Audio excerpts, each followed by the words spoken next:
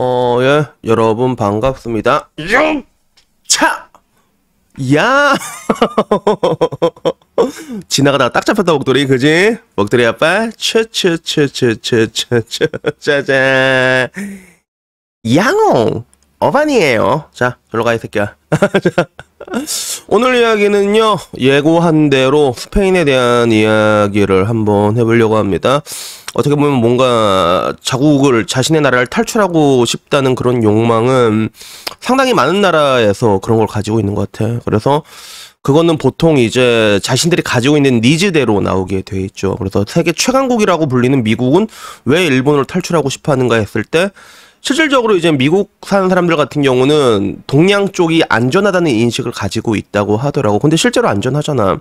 그래서 미국은 뭐 이게 총기 사건도 너무 많고 약도 막 엄청 퍼져 있고 그런 불안감들이 있는데, 자신들이 느끼는 그런 원초적 불안감이 없는 나라가 있으니까 어떻게 보면 그 없는 것들, 자신들이 가지지 못한 걸 향해 가지고 그 로망이 발현되는 것 같아. 그래서 따지고 보면 대한민국에서 진짜 물고 빠는 나라가 어디야? 북유럽 복지국가, 사회민주주의 국가라고 해야 되나? 뭐 여기는 물고 빨잖아. 그게 왜 우리한테는 없는 거니까. 근데 우리나라가 실현될 수도 없지. 북유럽식으로는 우리나라가 뭐 자원이 있어 뭐가 있어 맞잖아. 그러니까 그런 느낌이 있는데, 근데 내가 되게 신기했던 거는, 근데 그 국가별로 따졌을 때 가장 많은 득표를 한 나라가 첫 번째가 캐나다였고, 두 번째가 일본이었고, 세 번째가 스페인이었잖아. 근데 캐나다하고 일본은 뭐 그럴 수도 있다라는 그런 납득할 수 있는 게 있는데, 스페인은 내가 알기로는 경제 상황이 완전히 개 박살나 있단 말이야. 이게 이해가 안 되는 거야. 근데 항상 모든 일에는 그만한 이유가 있잖아. 그래서 이거를 제 나름대로 또 이제 뇌피셜로 이제 한번 생각을 해보니까 나름 또 여러 가지 이유가 있더라고요. 그래서 우선 현재 스페인 같은 경우는요, 유로존에 있는 나라 중에서 그래도 제법 큰 나라입니다. 그래서 인구가, 내가 일전에 말했잖아. 인구가 막 3천만 이렇게 넘는 나라가 많이 없어, 실질적으로 유럽 내에서도. 그리고 그 나라의 파워의 인구 숫자라는 거는 따지고 보면 절대적으로 갈 수밖에 없거든.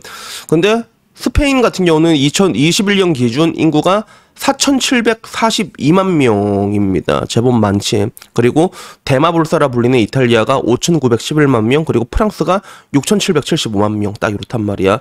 약간 좀 고만고만한 느낌은 있는데, 이 세 개 나라 중에선 제일 못 사는 나라야, 스페인이. 이탈리아도 못 살지만 스페인은 더 못 살거든, 지금. 그래서 이탈리아를 못 산다라고 말해도 되나 약간 애매한 부분이 있긴 있는데, 왜냐면 경제적 캐파가 우리랑 거의 비슷하거든. 근데 약간 달라. 1인당 GDP로 환산하는 것 말고도 여러 가지 다각화된 측면에서 봐야 되는 게 있거든. 근데 그런 부분에서 스페인은 일단은 1인당 GDP도 3만 불 수준이고, 이탈리아가 3만 5천, 프랑스가 4만 4천인데, 근데 솔직히 여기 있는 나라들 중에서는, 이 세 개 중에서는 우리나라가 더 잘 산다고 나는 생각을 해. 그러니까 내가 항상 말한다는 잘 산다는 기준은 그냥 평균 소득으로 봤을 때, 평균 소득, 그러니까 우리나라로 하면 평균 급여 소득으로 봤을 때 한 242만 원 딱 가운데가 나오잖아. 그걸로 산다고 했을 때 가장 잘 살 수 있는 나라가 지금 대한민국이야, 사실. 저 세 개 나라보다는. 근데 이 중에서도 특히 상황이 안 좋은 게 스페인이거든. 그래서 내가 OECD 실업률을 한번 찾아봤어.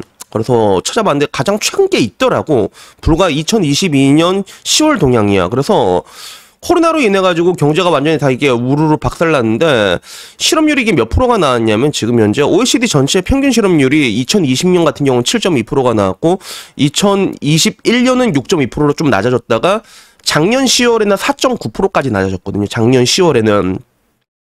근데 여기 보면 보통 실업률을 봤을 때는 한 4% 5% 나오면 나쁜 건 아니야. 그 이상 올라가면 되게 안 좋아지고, 그리고 통상적으로 완전 고용을 거의 3%로 놓고 보고 있거든, 실업률을.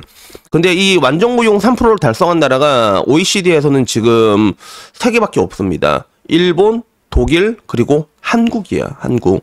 그래서 실제로 지금 보면 미국이 지금 주가가 뭐 떨어진다 얘기 나는데 잘 안 떨어지는 게 고용률이 좋다고 하잖아. 지금 고용이 생각보다 좋게 나왔는데, 그 미국이 3.7인데 대한민국이 2.8이 나오고 있다는 거지. 그러면 대한민국 짱짱맨 아니에요 라고 말할 수는 있지만, 약간 다른 게 이 실업률이라는 게 어떻게 보면 착시 효과라는 게 또 있거든. 대한민국 같은 경우는 어떤 식으로 이걸 올렸어? 어떤 식으로 올렸어? 그냥 일자리 존나 만들어서 찍어내서 돈으로 때려 박았잖아. 그게 지표를 좋게 나오려고. 그래서 굉장히 비정상적이게도 노인들 일자리가 굉장히 많이 늘어났고, 그리고 반대로 한국 그 청년 실업률은 굉장히 많이 올라갔단 말이야, 지금. 그래서 2.8이 나온 거야. 그래서 요런 기준에서 봤을 때 한국은 좀 약간 불건전한 약간 그 페이크를 쓴 그런 느낌은 있는데, 근데 이러나 저러나 다른 나라를 봐도 되게 4.9 이렇게 높게 나왔고, 이탈리아 같은 경우는 7.8이 나왔는데 스페인은 이거보다 더 안 좋다는 거지. 더 안 좋아. 스페인은 내가 따로 찾아봤거든. 찾아보니까 어느 정도 수준이냐면 거의 그리스 수준이야. 그래서 작년 2022년 10월 기준으로 그리스가 12% 실업률에서 11.6으로 떨어진 거고, 스페인이 12.7에서 12.5로 떨어진 거란 말이야. 엄청 안 좋은 거거든. 근데 왜 이렇게 안 좋은 나라로 사람들이 가려고 하는가라고 했을 때, 일단은 썸네일처럼 우리 스페인 여자는 마음이 따뜻해요, 한국 여자랑 달라요, 뭐 약간 뭐 이런 것도 분명히 있다. 왠 줄 알아? 나라 경제가 안 좋아지면 여자들이 착해집니다. 이건 어쩔 수가 없다. 경제가 안 좋아지면 착해질 수밖에 없다니까, 그게. 그래서 그런 게 있는데, 근데 내가 보기에는 가장 큰 게 결국에는 그 행복이라는 거는 이제 상대적인 거잖아. 상대적. 요게 가장 크다고 생각해. 그래서 실질적으로 사우디 쪽, 중동 쪽에서는 사우디가 맹주의 역할을 하고 있지만 정작 사우디 사람들은 카타르로 가고 싶어 했잖아. 근데 카타르가 어떻게 보면 사우디랑 비교했을 때 북유럽 국가에 가까운 이미지거든. 카타르는 아는 사람 알겠지만 거기는 돈 존나 오질나게 퍼줍니다, 진짜. 자국민들한테. 단 자국민이어만 해. 순혈주의거든, 그쪽은. 내가 알기론 그래. 그래갖고 그런 게 있어가지고 카타르가 많이 그 순위가 카타르도 한 4, 5위 됐잖아. 그게 왜 그러냐면 중동에 있는 다른 나라들이 카타르를 부러워하는 거야. 그런 것처럼 실질적으로 스페인으로 가고 싶어하는 나라가 남미 쪽이 되게 많아, 남미 쪽. 근데 남미 쪽은 진짜 헬이라는 거죠. 뭐 볼리비아, 페루 이런데, 에콰도르 이런데 진짜 상황 안 좋다. 뭐 그 위에 조금만 올라가도 그 위인 게 베네수엘라란 말이야. 근데 얘들한테는 스페인은 어떻게 보면 낙원이 될 수 있지, 상대적인 관점에서. 근데 문제는 뭐냐면 아까 말했던 그 남미 국가들이 옛날에 스페인 식민지였잖아. 스페인어를 사용하고 있거든, 모국어로. 그러니까 그 이동하기에 되게 편한 그런 느낌이 있는 거야. 그래서 반대로 브라질 같은 경우는 포르투갈어 쓴 게 포르투갈 식민지였으니까. 그래서 내가 보기에 가장 큰 거는 이런 부분, 이런 용이성, 접근의 용이성이랑 그리고 행복의 상대적인 상대 강도를 따졌을 때, 야, 그래도 남미보다는 스페인이 낫지, 약간 이런 느낌이 있지. 물론 스페인 여자가 마음이 따뜻한 것도 있지만 그런 것도 있을 거라고 생각이 드는데, 근데 막상 스페인 가서 산 사람 인터뷰를 봤거든. 이게 되게 재밌더라고. 그래서 실업률이 막 12% 이렇게 되면 어떻게 구직 활동을 하는 줄 아세요, 여러분? 벼룩시장 이런 거, 벼룩시장이 아니구나. 벼룩시장은 내가 옛날에 봤던 거고. 인터넷에 구인 공고도 안 올려. 사람들이 일자리 구하려고 전단지 같은 게 아니라 자기 이력서 써가지고 카페 같은 데 이렇게 제출하고 다니는데, 실제로.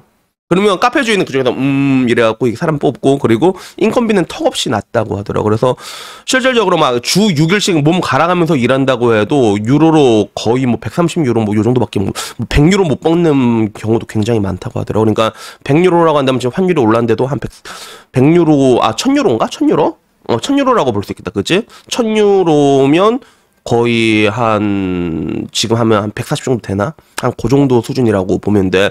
그래서 연봉 같은 경우도 대기업에 들어간다 해도, 정말 운 좋게 들어간다 해도 2만 유로가 거의 안 나온대요, 처음에. 스페인 같은 경우는. 그냥 인건비가 이런 식으로 돼 있다 보니까 이게 어떻게 보면 좀 유기적으로 얽혀 있는 게, 남미 쪽에서 사람들이 오지게 탈출하다 보니까 서비스업이나 이렇게 쉽게 할 수 있는 데 있잖아. 여기는 얘들이 다 장악해버린 거야. 그러니까 낮은 인건비로 후려치는 게 가능한 그런 상황이고, 거기에서 자국민들이 조금 밀리는 느낌이 없지 않아 있어. 근데 경제 상황이 이렇게 안 좋지만, 근데 이 외적으로도 근데 스페인이 가진 장점은 충분히 있더라고. 그래서 얘기를 들어보면 이민자들에게 되게 관대한 나라입니다, 첫 번째가. 그래서 어떻게 보면 이민자들로 세워진 나라들의 특징이잖아. 캐나다도 약간 그런 게 있다고 하더라고. 근데 이러나 저러나 뭐 인종차별이라는 거 완벽하게 피해갈 수는 없지만, 근데 그 가운데도 약간 좀 이렇게 패밀리쉽이라고 해야 되나?